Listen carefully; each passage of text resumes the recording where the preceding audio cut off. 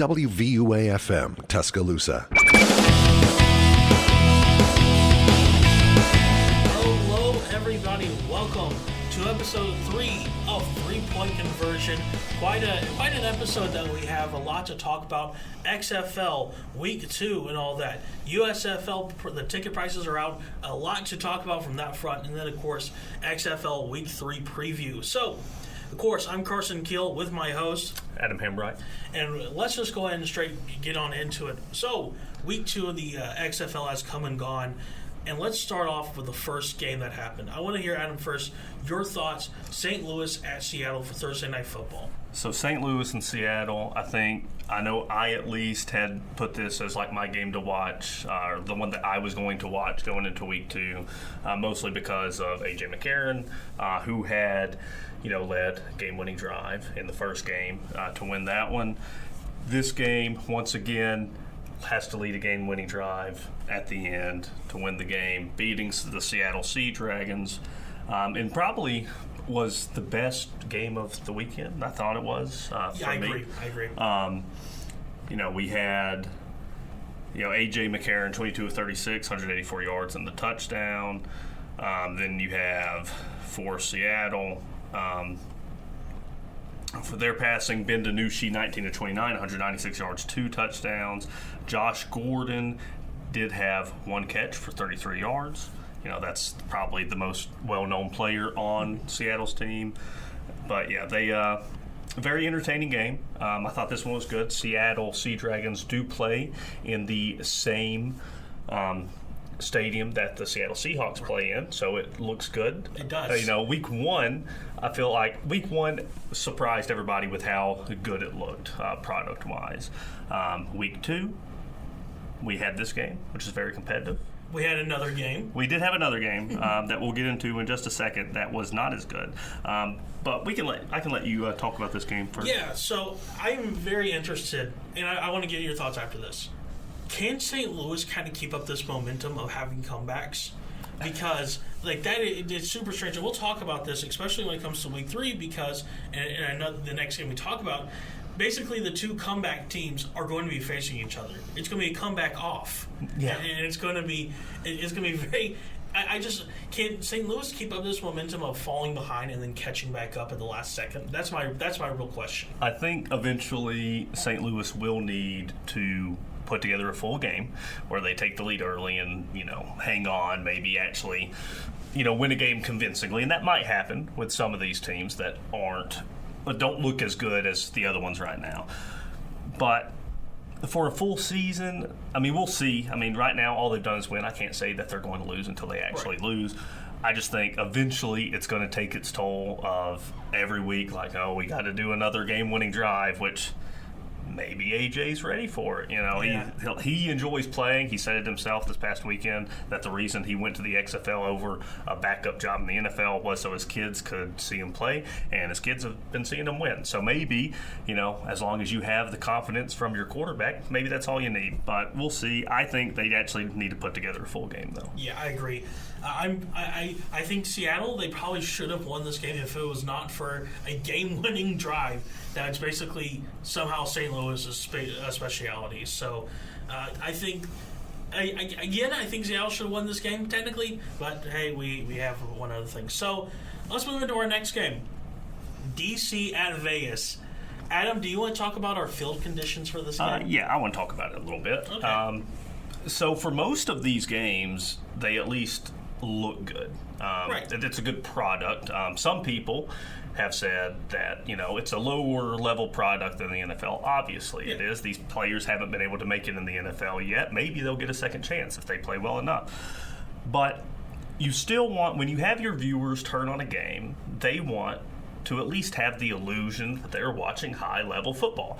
You did not get this from this game. Now, the other teams like Seattle Sea Dragons, they play in the same one that the Seahawks play in. Other teams play in college stadiums, converted stadiums like in Arlington's case. Yeah, but this one, they were not able to convince the Raiders to let them use their stadium, for example, and that's fine. But they weren't really able to get any good stadium. The stadium they're playing in is Cashman Field, right, which was built in 1983 as a baseball stadium. It now is a soccer stadium, I believe, for the USL. Yes, USL. So not a high level soccer. It's second tier in the U.S. So still, yeah. So it's not terrible for soccer. For this, they haven't added any seats, right? So it's just the baseball seating, which is just around home plate. They don't have any outfield seats. The grass was dead. They spray painted it green. No, this is not a joke. They actually spray painted the grass green. Yeah, so they spray painted the grass green, and then for most of they could have at least added bleachers on one side to put fans. Oh, they added bleachers all right for the announcers. For the press box. But it was very hard to look at. And then when they're showing, there was a kick. They tried to kick a field goal in the game, and they have the camera behind the kicker. And you're used to seeing a stadium, and you just see a wall, which at least they put the Vipers logos and stuff on. But then you see trees. It looked very high school football field-ish, and it was very difficult to look at. For me, I think that kind of hurts the brand. I don't think if anybody sees that Vegas is playing at home, they're probably not going to turn that game on at this point. Yeah, I mean, I think you said it best. One thing. They had the announcers for this game up on the scoreboard in the most, I don't know how to say this, like Beverly Hillbillies, like the car. You think about that car, it was like that, but with scaffolding around. And by the way, they had these people up in a metal basically box during a thunderstorm. Yeah, so this was full disclosure, I've never been to Las Vegas. Have you? I have. Okay, so you've been to Las Vegas. But all I really know is that it's in the desert and it doesn't get a lot of rain. From what I've been told. Oh, that's not exactly true. Well, you think of a desert, you don't really think of rain anyway. So maybe it rains more than what I was made aware of. But you did have at least one of the days of the year that it decided to rain there on a spray-painted grass field. You thought the footing at the Super Bowl was bad. Yes. And again, a spray-painted grass field that was spray-painted the day of the game. Yes. Even better. Yeah. So then you get into the actual game itself. Right. And, Vegas did have a lead. First quarter. They had a 6-0 lead. They did not score the rest of the game. DC Defenders, who are still undefeated, they end up winning this game 18-6. Jordan Tiamu, 11 of 23, 93 yards, no touchdowns. Just was not. The game was not. It was not fun to watch. It was not entertaining. It looked like it wasn't visually entertaining. This was probably one of the worst things you could do for week 2 of your league. This is how you drive viewers away. Yes. That's exactly what you do. And the XFL they need to do something on Vegas because it's not working. Yeah, and if you want to talk about the viewers, so in 2020 when they had the first redo of the XFL, so XFL 2.0, they started off week 1 with I think it was 3 million viewers. Right, about the same number as the USFL. Yeah, and so then by the end of the season, when everything was shut down, it was about 1 million. So this year, XFL 3.0, I guess we'll call it, started off at the 1 million viewer average. And so if people watch games like this and start pushing people away, I don't know how sustainable it is, but they did just sign the deal with Under Armour for uniform, all that kind of stuff. Last week we talked about who the worst team was in the league, who we thought the worst team was. In my opinion, right now it's Vegas, but I think they have another one. Well, we thought it was the Orlando Guardians, and they might still be the worst team. I just think Vegas might be the worst product. They might be putting out the worst product. But now, since we brought up the Guardians, we can talk about their game. Yeah, so San Antonio at Orlando, the game in which players were basically narking on each other. Coach was narking on the players. Very reminiscent, if you guys remember week 2, it was, of course, the Dallas Renegades then. I forget the quarterback's name, but literally in the interview was saying nothing was working. This sucks.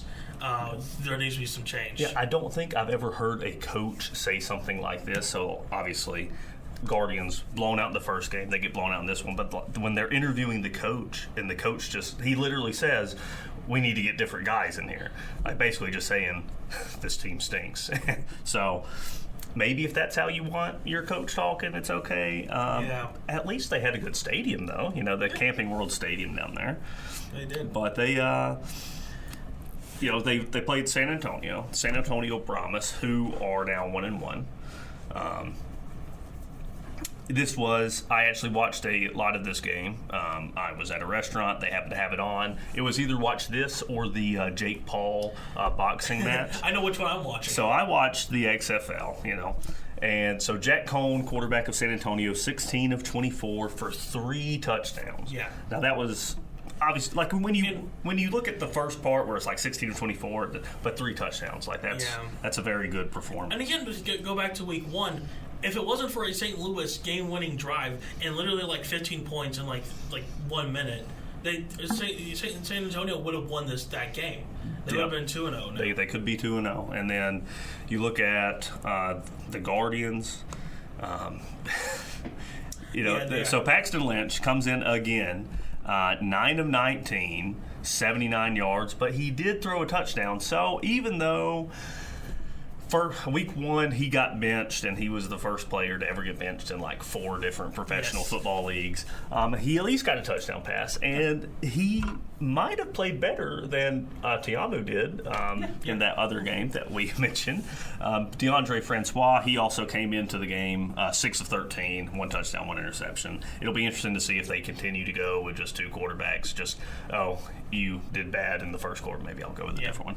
It'll be interesting. Nobody's been really able to get it going on the ground, it looks like. It looks like it's just going to be like a pass-happy league, which, is entertaining at least. Maybe if they had some better running backs, they could change that up. But I haven't really seen it right now. Yeah, we haven't. All right. I guess my final thoughts on this game before moving on to the last one. Orlando sucks. I think that's our best takeaway. San Antonio is a team to watch. I think, again, like I said, if you take away that St. Louis final drive, should have won that game. San Antonio, I think they're probably right there with this next team we're going to talk about for the best team in the league. And that's, talk about our last game, Arlington at Houston. Very back and forth, but end up, with a Houston victory in that. Yeah, this game, another entertaining game to watch. It could have been, I think we talked about it, this might be the game of the week. This is what we talked about last week. Like, if you could only watch one game to watch this one, they played well. Arlington, though, they only put up 14 in the second quarter. They didn't score in the first quarter. They didn't score in the whole second half. Houston did do the majority of their scoring in the first quarter with 11 points. They also got 6 in the third quarter, 6 in the fourth quarter. These teams are, for their level, they're good, right? So Houston, Arlington obviously came into the game 1-0. Houston won this one.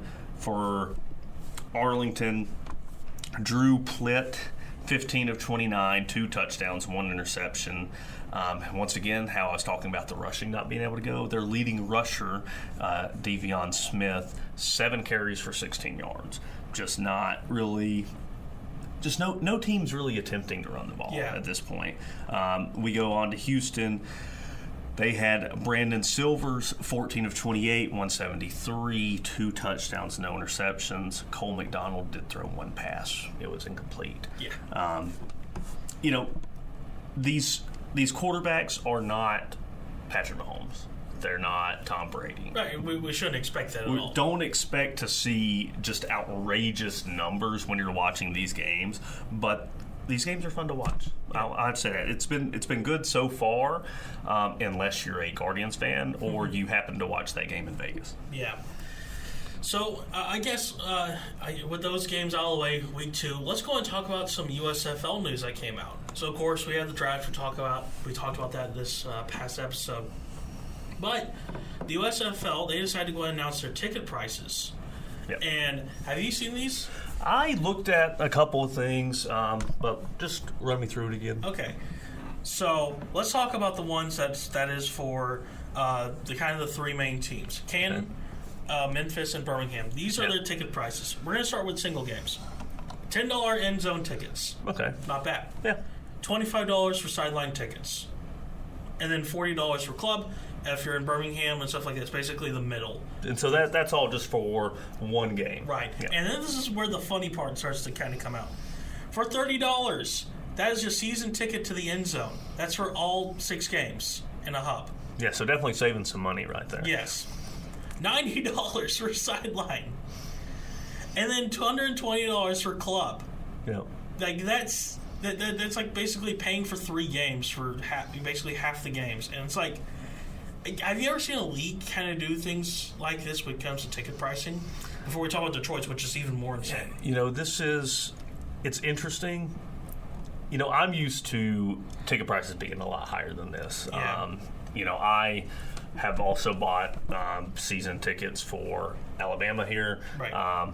Very expensive. I'm upper deck. My season ticket that I buy, not from the student tickets, but the actual season tickets, I'm paying about $500 for the season. NFL, obviously, that one's going to be higher. Mm-hmm. I hadn't really looked into what USFL or XFL were going to do with their ticket prices. I knew they'd be lower than like NFL games, but this is a steal. This is a steal. If you're into alt football, which I guess you are if you're listening to this, you need. I would just buy the season tickets. Yeah, that's. And then let's talk about Detroit again. Detroit is actually playing. They're playing in Ford Field. Yeah, it's an actual NFL stadium. This isn't like Protective, Memphis, or Canton. $100 club season tickets. $75 for sideline. Yep. And then $25 for end zone. I mean, that's lower than the other stadiums. Progressive. It is. It's a new stadium or protective stadium. It is a new stadium, but it was built for the college in Birmingham, UAB, and then obviously USFL. Last year, all the games were there. Right. But this is Ford Field. This is like a well-known NFL stadium. Right. It has hosted multiple concerts that are of high value. And it's lower. It's lower. Like, and this has to be a response to the no fans criticism last year. Besides, of course, Birmingham games. Like, they're basically telling people, all right, come on in. It's football and it's family friendly. I mean, there's no other way to that, right? I mean, I would assume so. If you watch the XFL, which I know this is a little bit different. So the XFL right now, they're only opening up their lower bowl for seasons. And they're going to open up upper for when it gets to the playoffs, I believe. Besides St. Louis, basically right now, besides St. Louis and San Antonio, the average attendance for the XFL is only around 12,000. Yeah. Do you think that the USFL could possibly break that with these ticket prices? And they're much lower than the XFLs. I think with the USFL,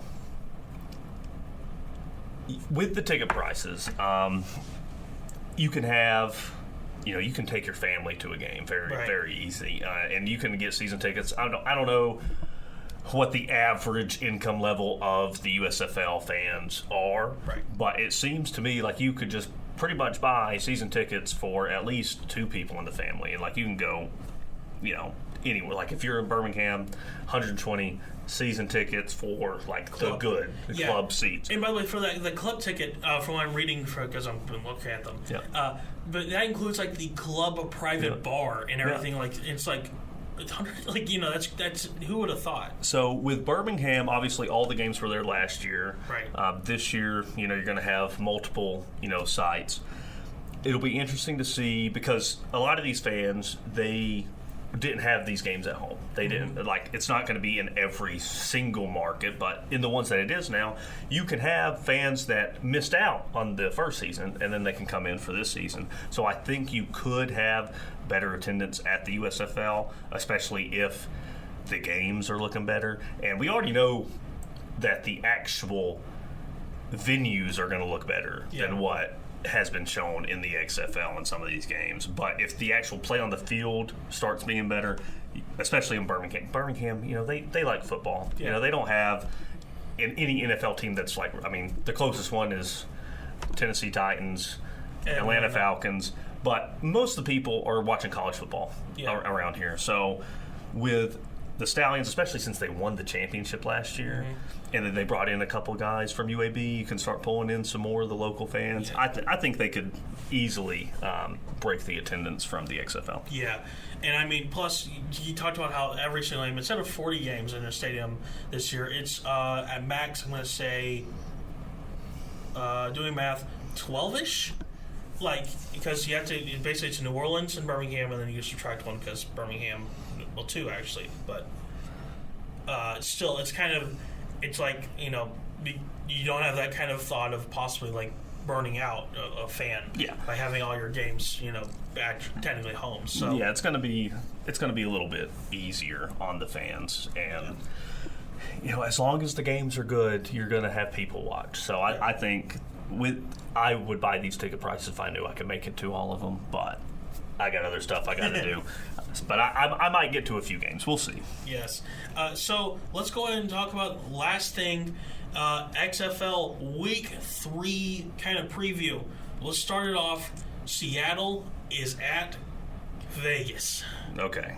This is not our game of the week. This is not going to be the game of the week. And to be honest, unless you are just a football junkie who has to watch all the football they possibly can, I might not turn the game on. Yeah. I don't want to look at that field again. Now, this season, they probably have some kind of contract to where they have to play the full season there. If I'm the XFL, if I'm Dwayne Johnson, I am trying to find another venue for that team. Or you might need to move them. You might need to move them out of Vegas. We'll see what ends up happening. But I expect Seattle to win this game, and I don't expect it to be close as long as they can keep their footing. If there's no rain, maybe don't paint the field the day of the game. Maybe do it the day before, 2 days before. Yeah. We'll see. I think Seattle's going to win this game. They'll get their first win of the season. But it's tough to watch, but that is on Saturday at 7 p.m. On FX, I might add. 3 games on FX, by the way, this week. And then Sunday, 1 p.m. Eastern, 12 o'clock, of course, Tuscaloosa time. It's the comeback off. St. Louis at D.C. Who's going to have the bigger comeback? Okay, so for this game, I don't know who's going to win. Both these teams, they don't seem like they want to win until the end of the game anyway. I'm going to go with St. Louis for the same reason I've been going with them. We got A.J. McCarron. They haven't lost yet. I'm going to ride with them till they lose. I hope St. Louis can put together a full game and just not have to worry about the comeback. But I'm going to go with St. Louis. Who are you going with? I got to go with D.C. Okay. It's D.C. at home. And guess what? I'm taking the home team on this one. I think these are pretty evenly matched teams. But let's think about this. Are they going to let the fans have fun? Oh, that's the thing. Are there going to be lemons? Are there going to be lemons? They might have confiscated the lemons. Are they going to let the beer snake happen? Yes. I want to see fans have fun. This is spring football. Let the fans have fun. If the fans are having fun, then the players are going to have fun. Yes. So then I might give the edge to DC, but I'm riding with St. Louis until they lose. All right. I think we can pick this one pretty easy. Orlando at Arlington.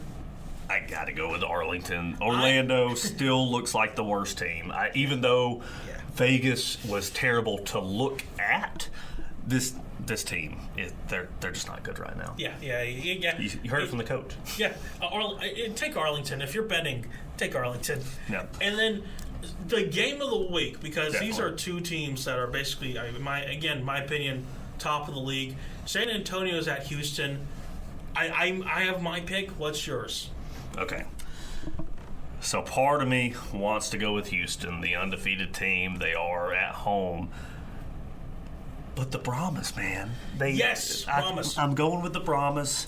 They should have won week 1, even though St. Louis comeback kids, they came out and won. I probably shouldn't call them kids. They're pretty old now. But, St. Louis beat them in that one. They did play the Guardians. We have to take that into account. They did not have the best competition, but they won. I'm going to take the Brahmas in this one. Yeah, I'm going with Brahmas all the way. They're, in my opinion, besides Houston, those are the top 2 teams. So, in my opinion, that's the game of the watch. And that'll be on ESPN too. Okay, that's the only one that's not on FX. And so I want to bring up one last thing before we head out. So we talked before how they have the hub. Right. So they have the hub that every team goes to, they practice, and then, they fly out to their games. So this week, They have a game at Vegas. They have a game in D.C. They have a game in Arlington and Houston. So Arlington, Houston, they don't have to go too far. But so that Vegas and D.C. games. So these games are going to be pretty far away from the hub. Do you know how they're getting to these games? Plane. They're getting to them by plane. Oh, I know this story. But they're also, both teams are on the same plane. Now, it's great. It cuts costs. But when you're coming back from these games... one team losing. One team loses, one team wins. I don't know if y'all have played sports before. I hope you have. But highly emotional. If you're on the way back after a loss, all you can think about is what you did wrong. If you're coming back after a win, it's a party. So now you're having both teams, like literally the team that lost is having to listen to the party from the team that won on the same plane the whole ride back, which is hilarious, I think. But, so this week, I think we can agree that Seattle will be celebrating, and Vegas will once again have to listen to it. We're split with St. Louis and D.C., but we'll see. But it'll be do you think this is good for the league for them to both be on it? Do you think anything's going to happen? There are going to be any fights? There's going to be a fight. It's just it's not if, it's a matter of when. Yeah, let's wait and see when Orlando gets their 5th loss of the season. We'll see how it goes after that. But yeah, I just thought that was hilarious when you see some of the players, they've been posting videos on Snapchat and stuff like that, and going back from the games, and it's hilarious to watch. It is. All right, well everyone, that's it for this week's episode of 3 Point Conversion. Hope you guys enjoyed. We'll be back, of course, next week. Week 3 review, and then of course a week 4 preview. So it sounds like we have some interesting games to talk about from there. So we'll see you guys next week. I'm, of course, been Carson Keel. Adam Hambright. Until then, have a good time.